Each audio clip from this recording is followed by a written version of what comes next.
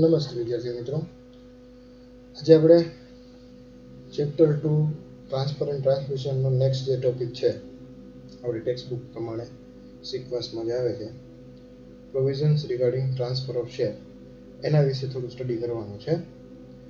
4 માર્કનો question પૂછાઈ શકે એવો છે. બધા ધ્યાનથી સાંભળે, બહુ આઈએમપી છે. ઓકે, સૌથી પહેલાં તો આપણે એનો જે બેઝ છે એ જોઈ લઈએ કે પ્રોવિઝન રિગાર્ડિંગ ટ્રાન્સફર ઓફ શેરમાં કેવા શું માગે છે આપણને. Before learning this topic, it is essential to know that the types of share that can be held by shareholders. From the point of view of share transfer, shares are of two types. બરાબર, એટલે કે ટ્રાન્સફરના point of વ્યૂથી જોવા જાય, comma ભૂલાઈ ગયું છે એ લોકોને. બરાબર, from the point of view of share transfer, shares are of two types. બરાબર, એવી રીતના એ લોકો કહેવા માંગે છે. તો one is physical share, one is demat share. Okay, physical share એટલે મેં તમને ક્લાસરૂમમાં પણ દેખાડ્યા હતા. બરાબર, કઈ રીતના હોય. ડીમેટ શેર એટલે કે જે ઓનલાઈન આપણે 11th જે ભણી ગયા, ડીમેટ શેર, ડીમટરલાઇઝેશન. બરાબર, તો એ ડીમેટ શેર. તો બે ટાઈપની શેર પ્રોસિજર અલગ અલગ છે. આપણે બે ભણવામાં આવશે. ડીમેટની થોડીક શોર્ટ છે, ફિઝિકલ શેરની થોડીક ડિટેલમાં છે. બરાબર, એટલે જાજા માર્કનું વેઇટેજ છે અત્યારે બોર્ડના પોઈન્ટ ઓફ વ્યૂ જોવા જાય તો ફિઝિકલ શેરનું. બરાબર, તો પહેલાં આપણે ફિઝિકલ શેરની બધી ડિટેલ જોઈ લઈએ. તો શું છે physical share? In this format, share certificate with the shareholder is issued by the company in physical form. This share certificate has the name of the company, shareholder's name, share certificate number and value of the share, company seal, and other necessary information on it. There are possibilities of it getting torn, stolen, getting destroyed in fire, and being physically destroyed. આ line છે ને યાદ રાખજો. There are possibilities of it getting torn, stolen, getting destroyed in fire, and of being physically destroyed. શેના માટેની વાત થાય છે? Physical share. શેર સર્ટિફિકેટ એટલે કે પેપર ફોર્મેટમાં હોય. તેમાં આ બધાય આ લાઈન ઇમ્પોર્ટન્ટ છે, યાદ રાખજો. 1 માર્કમાં આ ક્વેશ્ચન આવી શકશે. બરાબર, કે શું what are the disadvantage of physical share. બરાબર, what are the negative point of physical share. એમાં તમારા આન્સર કે આવો પ્રોબ્લેમ થાય છે. અને એના માટે જ શું આપણે ફાઇન્ડ કર્યું છે તો કે ડીમેટ શેર. શું છે demat share? Dematerialise share are known as demat share. એનું શોર્ટ ફોર્મ છે ડીમેટલાઇઝ શેરનું. બરાબર, this type of share is not with shareholder physically, but it is in a demat account opened by shareholder. You have already studied in class 11th regarding demat, જે આપણે already વાત કરી, આમાં લખીને આપી છે. This type of share has no fear of getting lost on being forged or being destroyed in fire. બરાબર, આ પૂછાણો નથી અત્યાર સુધીમાં, પણ એનો ઓપોઝિટ છે, સમજી શકાય એવી વાત છે. બરાબર, તો એક આ બે વસ્તુ થઈ, આ યાદ રાખી. બરાબર, ફિઝિકલ શેર, ડીમેટ શેર. એની અંદર હવે આપણે રહી the procedure of transfer of different procedure of transfer is different for physical share and demat share. તો બે અલગ અલગ આપણે ભણવાની થશે. A share transfer procedure for a physical share is as under. Okay, અહીંયા શેર ટ્રાન્સફર પ્રોસિજર નથી, share transfer procedures provision for a physical share is as under. બરાબર, અહીંયા પ્રોવિઝન્સ એક વચ્ચે વર્ડ રહી ગયો છે, કારણ કે પ્રોસિજર આપણે નેક્સ્ટ સ્ટેપમાં કરવાની છે, પ્રોસિજર નથી. This are the provision for a share transfer procedure for a physical share is as. બરાબર, એટલે કે આપણે જે ફિઝિકલ ટ્રાન્સફર શેર કરવાની પ્રોસિજર છે, એ પ્રોસિજર કરતાં પહેલાં જે પોઈન્ટ ધ્યાનમાં રાખવાના છે ને, એ પ્રોવિઝન્સ આની અંદર ભણવાના છે. બરાબર, એ અહીંયા એ લોકોએ નથી લખ્યું. ગુજરાતી મીડિયમની બુક જોવો તો એમાં તમને આ બોર્ડ જોવા મળે. બરાબર, જેને ગુજરાતીમાં જોગવાઈઓ કહેવાય, પણ એના વિશે આપણે ડિસ્કસ નહીં કરી. તો ફિઝિકલ ટ્રાન્સફરની પ્રોસિજર છે નેક્સ્ટ ક્વેશ્ચનમાં છે. આમાં આપણે ભણવાનું છે પ્રોવિઝન, જે આપણે હેડિંગમાં જોયું. બરાબર, અહીં થોડીક પ્રિન્ટિંગ મિસ્ટેક છે, ઇંગ્લિશ ટુ ગુજરાતી તો ઇંગ્લિશ છે, ટ્રાન્સલેશન કર્યું એની થોડી મિસ્ટેક છે. Company may refuse transfer of share procedure if provisions is not followed satisfactory. બરાબર, the company may refuse to transfer share if provisions આવશે અહીંયા બરાબર અહીંયા પણ શું આવશે provisions are not followed satisfactorily બરાબર તો આ વસ્તુ એક ધ્યાન રાખશે બધાય આટલો ચેન્જ છે આમાં ફિઝિકલ ટ્રાન્સફર શેર પ્રોસિજરના પ્રોવિઝન્સ આ ક્વેશ્ચનની અંદર છે આપણે હેડિંગમાં પણ જોયું હતું અને if these provisions are not followed satisfactorily company may refuse transfer of share બરાબર તો આ પ્રોવિઝન્સ છે આની અંદર ભણવાના છે ટોટલ 13 પ્રોવિઝન્સ છે વન બાય વન આપણે જોતા જઈએ છીએ તો સૌથી પહેલું પ્રોવિઝન અહીં આપણી સામે છે શેર ટ્રાન્સફર ફોર્મ કઈ કઈ વસ્તુ ધ્યાનમાં રાખવાની શેર ટ્રાન્સફર ફોર્મની ટુ ટ્રાન્સફર ધ શેર જો ખાસ ધ્યાન રાખજો આ બધા પ્રોવિઝન મોસ્ટ આઈએમપી છે આ પૂછાઈ શકે છે આ 1 માર્કમાં પણ આમાંથી ગમે એક આવી શકે બરાબર એટલે એટલા માટે આઈએમપી છે આખો પ્રશ્ન ન પૂછાય તો 1 માર્ક 2 માર્ક આમાંથી તો પણ 1 પોઈન્ટ 2 પોઈન્ટ અલગથી પૂછી શકે એવો ક્વેશ્ચન છે એટલે ખાસ એક પોઈન્ટ આના ધ્યાનથી સાંભળે બધા to transfer the share a prescribed form has to be filled up properly. This form contains complete details of the seller and purchaser like name, address and signature. Such forms are usually available at the company's register office, authorized share brokers, share market, etc. એટલે આમાં કહે છે કે બધી detail completely field up હોવી જોઈએ proper હોવી જોઈએ સાચી હોવી જોઈએ બરાબર નામ એડ્રેસ છે સિગ્નેચર છે આ બધું પ્રોપર હોવું જોઈએ ફોર્મ ક્યાંથી મળી શકે તમને તો કે રજિસ્ટર ઓફિસથી મળી શકે ઓથોરાઇઝ શેર બ્રોકર પાસેથી શેર માર્કેટમાંથી મળી શકે ઓકે અત્યારની તારીખે તમે જો ઓલી નાની શોપ જે હોય છે મારવાડીની ને એન્જલ બ્રોકિંગ ને આવા બધા જે અલગ અલગ જે શેર બ્રોકર છે તેની નાની શોપ પણ હોય છે તો ત્યાં પણ આ શેર ટ્રાન્સફર ફોર્મ અવેલેબલ હોય છે બરાબર ક્યારની વાત કરો ફિઝિકલ શેર છે હજી ખાસ ધ્યાન રાખજો જો કોઈ પાસે ફિઝિકલ શેર હોય જે અત્યારે ચાન્સીસ નથી કારણ કે ગવર્મેન્ટે આ ફિઝિકલ શેર બંધ કરી દીધા છે ઘણો ટાઈમ પહેલાથી બરાબર હવે માત્ર તમને ડીમેટ શેર જ જોવા મળશે એટલે આ પ્રોસિજર પ્રેક્ટિકલી જોવા જાય તો that is for no use પણ થિયરિટિકલ બોર્ડમાં માર્ક આપવા માટે it is very much of use એટલે આપણે ભણવી પડશે બરાબર સેકન્ડ વસ્તુ છે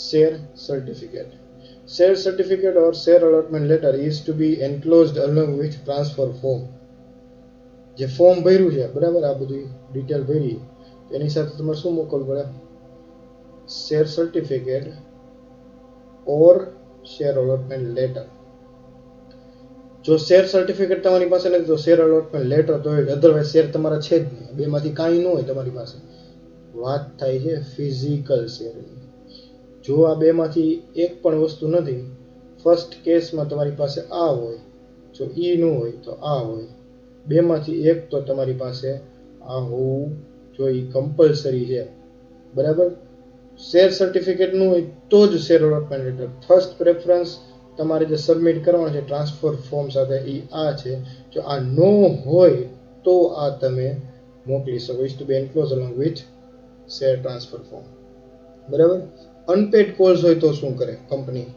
there should be no unpaid calls on share that are to be transferred જો અનપેડ કોલ્સ હોય તો company may refuse two transfer share બરાબર કારણ કે આ પ્રોવિઝન છે બરાબર આ રૂલ છે there should be no unpaid calls on share that are to be transferred બરાબર નેક્સ્ટ છે objection application there should be no objection by anybody for restricting transfer of share. If any objection is raised by anybody, share transfer will not be granted. Thank you Gujarat Board. Granted by the company. બરાબર કાંઈ વાંધો નહીં આપણે ચલાવશો ગુજરાત બોર્ડની text બુકનો screenshot છે બરાબર પણ આપણે આપણી રીતના થોડાક સુધારા વધારા કરી લેશું બરાબર કાંઈ વાંધો નહીં સુધારો થઈ ગયા પછી હવે એ શું છે તો ઓબ્જેક્શન એપ્લિકેશનની શું વાત કરે કોઈ પણ વ્યક્તિએ શેર ટ્રાન્સફર માટે ઓબ્જેક્શન લીધું ઓકે શેરના આઉટ રાઇટ્સ માટે પણ ઓબ્જેક્શન હોઈ શકે કદાચ બે બ્રધરનો પ્રોપર્ટીનો ડિસ્ટ્રીબ્યુશનનો કેસ હાલતો હોય કે વિલનો કેસ હાલતો હોય ફાધર્સ વિલનો આવા કેસમાં ઓબ્જેક્શન લઈ શકે કે શેર ટ્રાન્સફર ત્યાં સુધી થઈ જ ન શકે બરાબર તો આવા ઘણા બધા કેસીસ છે કે જેના કારણે શેર ઉપર ઓબ્જેક્શન હોય તો એ લોકો શેર ટ્રાન્સફર કરી શકે નહીં. Company may refuse two transfer share. બરાબર, આ 4 થયા. નેક્સ્ટ છે સેટિસ્ફેક્ટરી એવિડન્સ. બરાબર, આ સ્પેશિયલ કેસમાં જ છે. બરાબર, આ સ્પેશિયલ કેસમાં જ છે. ઓકે, આના માટે હું ક્વેશ્ચન પણ કરીશ. બરાબર, આઈ હોપ કે ક્વેશ્ચન આન્સર તમે કમેન્ટમાં કે મને વોટ્સઅપ ઉપર આપશો. બરાબર, બહુ સરસ ક્વેશ્ચન છે. આ ક્વેશ્ચન હું દર વખતે સ્ટુડન્ટ્સને પૂછતો હોઉં છું, પણ લગભગ આનો આન્સર આવી શકતો નથી. આઈ હોપ કે તમારા ગ્રુપમાંથી આનો આન્સર આવે. સેટિસ્ફેક્ટરી એવિડન્સ આ કમ્પલસરી નથી હોતો. એક સ્પેશિયલ કેસમાં જ આ સેટિસ્ફેક્ટરી એવિડન્સની રિક્વાયરમેન્ટ છે પ્રોવિઝન્સની અંદર. If share transfer form which is duly filled and signed is lost. બરાબર, શેર ટ્રાન્સફર ફોર્મ જે તમે પ્રોપરલી ભરેલું છે આખે આખું ફોર્મ અને સાઇન પણ કરેલું છે બે પાર્ટીએ, પરચેઝર seller, is lost, then the application should be made duly signed by both the parties to the company. તો અમારું ફોર્મ આ રીતનું છે, ખોવાઈ ગયું છે, સાઇન કરેલું હતું, બરાબર, આખું ભરેલું હતું, પણ એમને મેં ખાલી નહીં કરીએ, ખાલી એપ્લિકેશનથી કંપની કંઈ નહીં શીખે, પણ ધે હેવ ટુ, એટલે કે પરચેઝર અને સેલર બે લોકો, they have to make satisfactory clarification two the directors of the company. આ સેટિસ્ફેક્ટરી ડાયરેક્ટરને સેટિસ્ફાય, અમારું ફોર્મ ખોવાઈ ગયું છે એ બોયલા સિવાય, રાઇટિંગમાં આપ્યા સિવાય એવું કયું એવિડન્સ છે કે જે તમે કંપનીને આપો એટલે કંપની એક્સેપ્ટ કરવું જ પડે કે ના ભાઈ આ ફોર્મ સાચન ખોવાઈ જ ગયું છે, આમાં બેમાંથી કોઈનો કાંઈ વાંક નથી. બરાબર, તો એવો કયો એવિડન્સ છે જે તમે એ લોકોને આપી શકો. બરાબર, આ મારો ક્વેશ્ચન છે.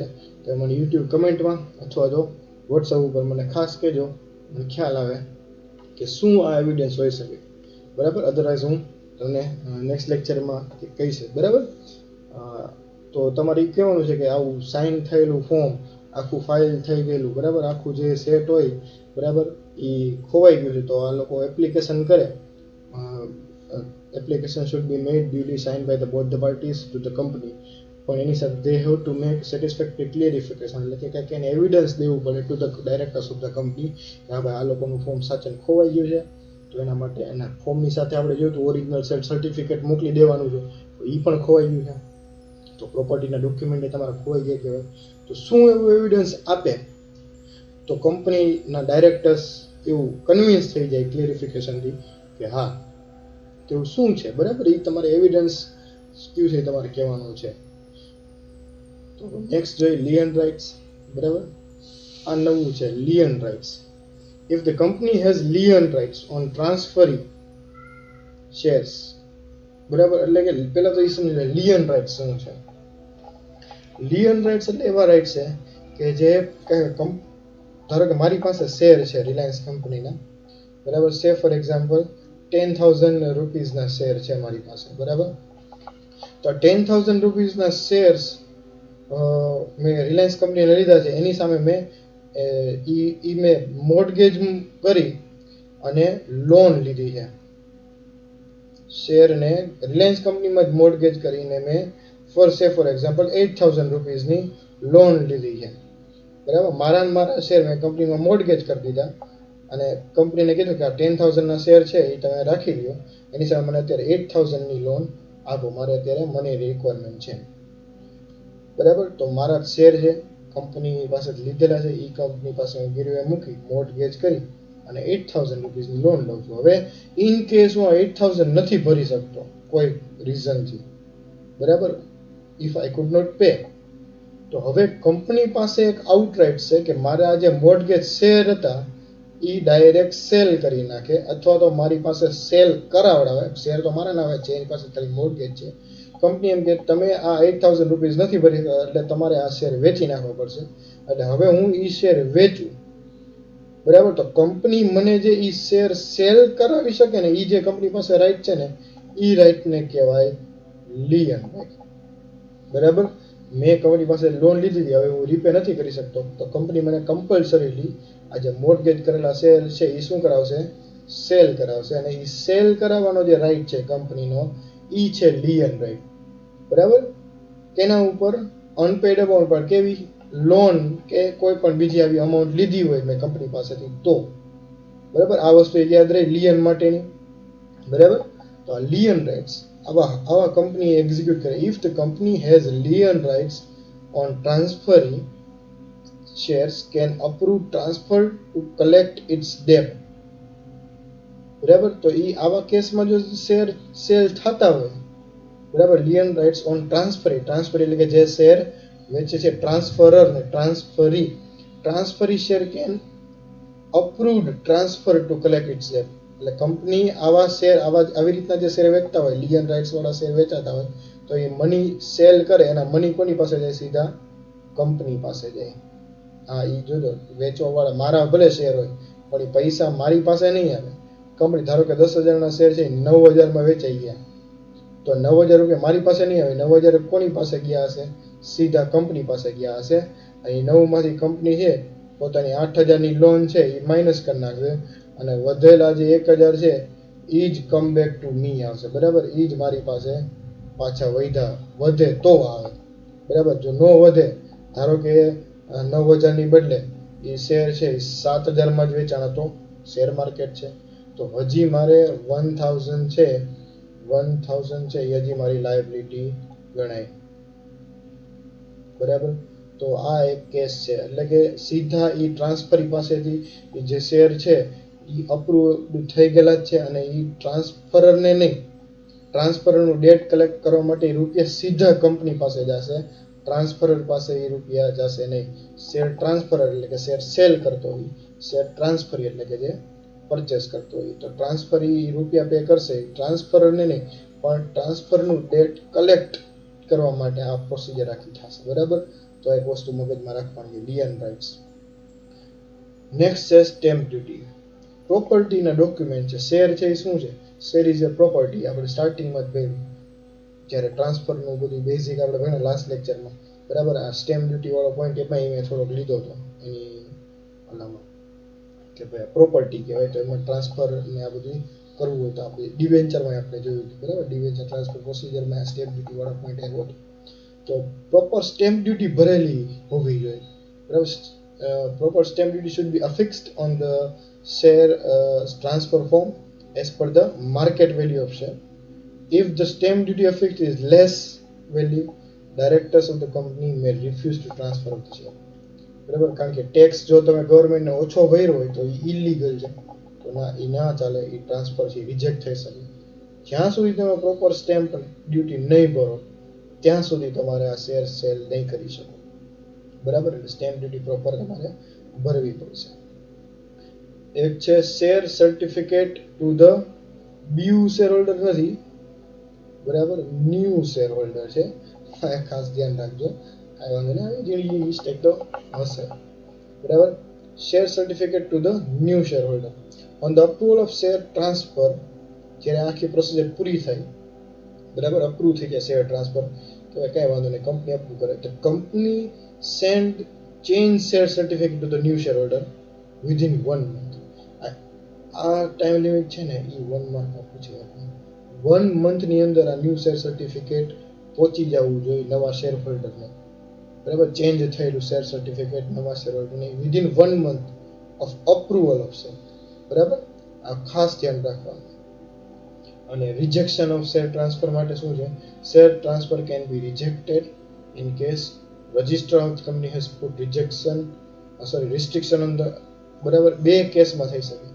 એક તો register of the company has put restriction, or court of law has given a verdict of no transfer on those shares.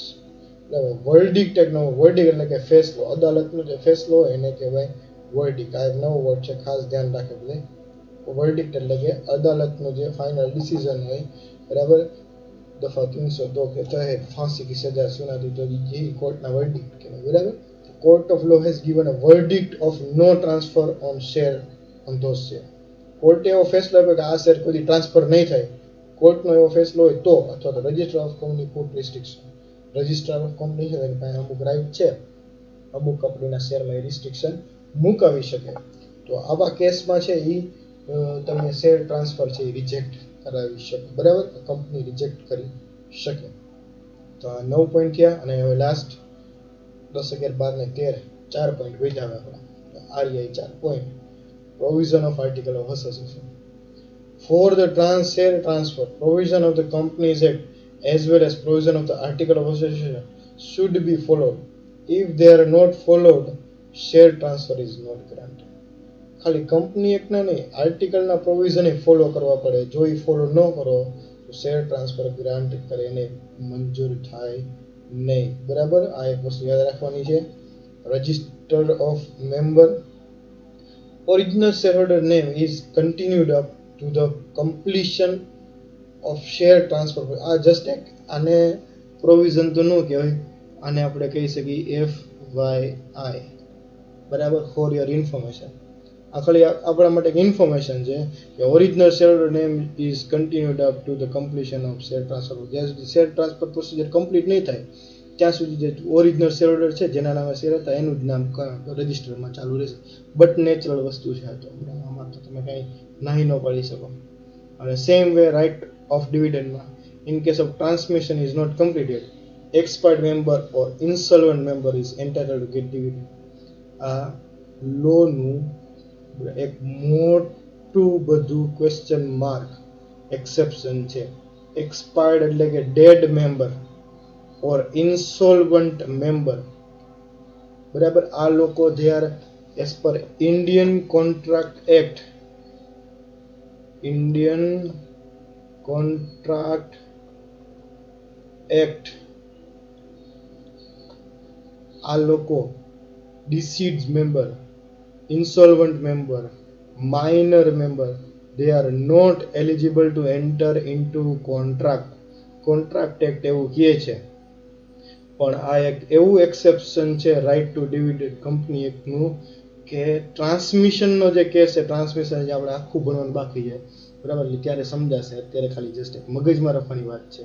In case of transmission is not completed, transmit complete ન થયું હોય તો જે expired member છે કે જેને death થઈ ગઈ એવો મેમ્બર છે, ઓર કોઈ ઇન્સોલ્વન્ટ મેમ્બર એટલે કે જે પોતાના ડેટ પે નથી કરી શકતો એવો મેમ્બર છે, એને પણ ડિવિડન્ડ મળશે. Even though they are not eligible to entitle to enter in any contract as per Indian contract act, છતાં પણ આ લોકોને ડિવિડન્ડ મળશે. ફાઇનાન્શિયલ વસ્તુ ફાઇનાન્શિયલ ટ્રાન્ઝેક્શનમાં એ લોકો ઇન્વોલ્વ થઈ શકશે. બરાબર, આ બહુ જબરું એક્સેપ્શન છે પણ છે. બરાબર, એનો કોઈ ઓપ્શન નથી. કારણ કે તમે વિચાર કરો, જે મેં એક્સપાયર થઈ ગયો છે કે જે ઇન્સ્યોલવન્ટ થઈ ગયો છે, ઇન્સ્યોલવન્ટ એક્સપાયર થઈ ગયું છે, એના ખાતામાં ચાલો હજી કદાચ ડેથ સર્ટિફિકેટ જમા નથી કરાવ્યું તો કદાચ એ ટ્રાન્ઝેક્શન ચાલુ રહે અમુક ટાઈમ સુધી, પણ તરત એની ખબર પડી જાય એટલે તરત એનું બધું ટ્રાન્સમિશનની પ્રોસેસ ચાલુ થઈ જાય. પણ ઇન્સોલ્વન્ટ કે જેને કોર્ટે કોઈ પણ ફાઇનાન્શિયલ ટ્રાન્ઝેક્શનમાં ઇન્વોલ્વ થવાની ના પાડી, એને પણ ડિવિડન્ડ મળવું, એની સાથે ફાઇનાન્શિયલ ઇન્સ્યોલવન્ટ વ્યક્તિ સાથે ફાઇનાન્શિયલ ટ્રાન્ઝેક્શન થઈ જ ન શકે, છતાં પણ થાય છે તો એ જોવાની વાત છે. પણ એ થઈ શકે until transmission procedure is not completed. આ વસ્તુ થઈ શકે. Yes, it is true. Last આજનો પોઈન્ટ છે in case of single person company. તો એસપીસી આજની તારીખનો સૌથી હોટ ટોપિક છે કે એસપીસી છે એ બહુ ફેમસ થઈ છે સિંગલ પર્સન કંપની. તો એનો પોઈન્ટ તો કવર કરવો જ પડે, ન્યૂ સિલેબસ છે તો એની અંદર આપ્યું છે. On the death of sole member, single person છે તો સોલ મેમ્બર એકલો જ હોય, તો person nominated by such a member shall be person recognised by the company as having title to all share or shares of the member. બરાબર, કોઈ પણ વ્યક્તિ સોલ મેમ્બર છે ને એની ડેથ થાય તો એના નોમિનીને આ બધા શેર ટાઇટલ છે એ ટ્રાન્સફર થઈ જશે, ઓટોમેટિકલી થઈ જશે. આમાં કંઈ વિચારવાનું નથી, કારણ કે નોમિનીને જ બધું મળે. બરાબર, કોઈ પણ કેસમાં the nominee should be informed of such an event by board of director of the company. નોમિનીને કેમ ખબર પડશે કે આના બધા શેર મને મળ્યા? તો બોર્ડ ઓફ ડાયરેક્ટર એને ઇન્ફોર્મ કરશે કે હવે આજથી બધા શેર તમારા. Such a nominee shall be entitled to the same dividends and other rights and liabilities to which such member of the company was entitled or liable. એટલે કે પછીથી જેવા એ ટ્રાન્સફર થયા પછી નોમિની તમામ વસ્તુ માટે એ લાયબિલિટી એની આવશે, રાઇટ્સ પણ એને મળશે, ડિવિડન્ડ્સ પણ એને મળશે. ટૂંકમાં બધી શેરની ટોટલ જવાબદારી નોમિની મેમ્બરની મળશે. લાસ્ટ વસ્તુ ઓન બીકમિંગ અ મેમ્બર. હવે નોમિની છે એ મેઇન મેમ્બર બની ગયો સિંગલ પર્સન કંપનીનો. Such a nominee can nominate any other person subject to written consent by the person. એટલે કે હવે એ મેઇન મેમ્બર થઈ ગયો છે તો એને પણ નોમિનેટ કરવા પડશે, બરાબર. અને જેને એ નોમિનેટ કરશે એનું રિટર્ન કન્સેન્ટ એટલે શું થાય? લેખિત સંમતિ, બરાબર. એ વ્યક્તિની જેને એ નોમિની કરવા છે, બનાવવા, એની રિટર્ન કન્સેન્ટ પર રિક્વાયર્ડ રહેશે, બરાબર. તો આજના લેક્ચરની અંદર આપણે આટલી વસ્તુ જોઈ કે ક્યાં ક્યાં પ્રોવિઝન્સ છે, બરાબર. ખાસ યાદ રાખજો, આ છે એ પ્રોવિઝન છે, હજી હું તમને કહું છું, બરાબર. આ પ્રોસિજર નથી, અહીંયા મેં કટ કરવાનું કીધું છે, ખાસ ટેક્સ્ટ બુકમાં પણ ચેન્જ કરી નાખજો. પ્રોવિઝન્સ છે, 13 પ્રોવિઝન્સ છે જે તમારા મગજમાં રાખવાના છે, બરાબર. છતાં પણ કંઈ ડાઉટ હોય તો તમે મને કોન્ટેક્ટ કરી શકશો. અને પાછું યાદ કરાવી દો, એવિડન્સ કયું છે એ તમારે મને જાણીને કહેવાનું છે, બરાબર. તો અહીંયા સુધી રાખીએ આપણે. Thank you for today.